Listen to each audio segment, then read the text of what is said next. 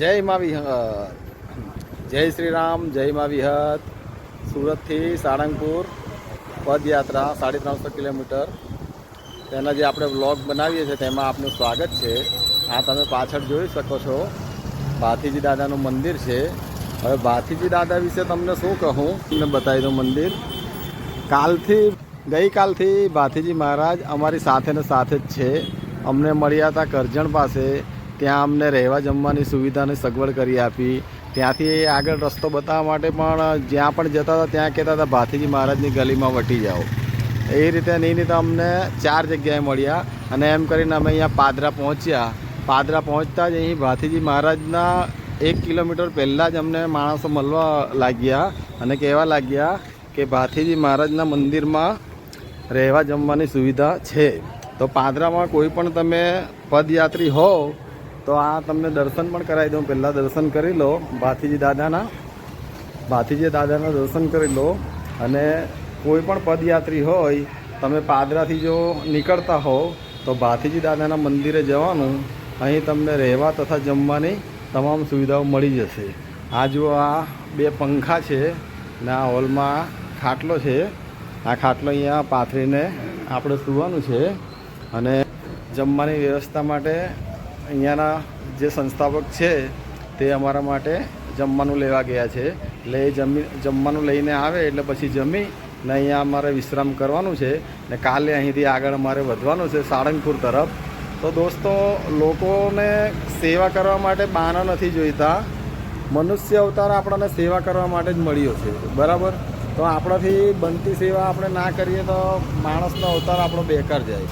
તો મિત્રો, તમારાથી વધારે સેવા ના થાય તો કંઈ નહીં, પરંતુ કમસે કમ મારા વિડીયો તમે શેર કરશો તો કોઈ પણ સુરતથી સાળંગપુરની પદયાત્રા કરતું હશે તો તેને ક્યાં ક્યાં રોકાવું ને ક્યાં રહેવાનું, ક્યાં ક્યાં સુવિધાઓ મળે તે બધી તમામ માહિતી હું દરેક બ્લોગ બનાવી અને શેર કરીશ, જેથી કોઈ આવનારને પદયાત્રીને તકલીફ ના પડે. અને મોટા ભાગે આપણો તો પહેલું વર્ષ છે, આગળ કોઈ એવું આપણે જવું કે નહીં જવું એવું હજુ કંઈ નક્કી પણ નથી. તો આપણે આ ફર્સ્ટ ટાઈમ સુરતથી સાળંગપુર સંઘ કે સેવા વગર એકલા જ 2 ભાઈઓ અમે નીકળી ગયા છે. આ પાછળ તમે જોઈ શકો છો, આ ભરતભાઈ છે.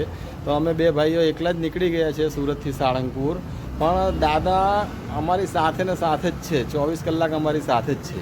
અને કાલથી તો અમારી સાથે આ ભાથીજી મહારાજ છે, અમારી સાથે ને સાથે જ રહ્યા છે. તો આપણે ભાથીજી મહારાજ માટે 2 શબ્દ તો કહેવા પડે. તો સાંભળો મિત્રો. તેરા મુझसे है पहले का नाता कोई, यूं ही नहीं दिल लुभाता कोई. तेरा मुझसे है पहले का नाता कोई, यूं ही नहीं दिल लुभाता कोई. जाने तू या जानना, माने तू યા માને ના. લાગણી સબર હૈયું ભરાઈ આવી છે.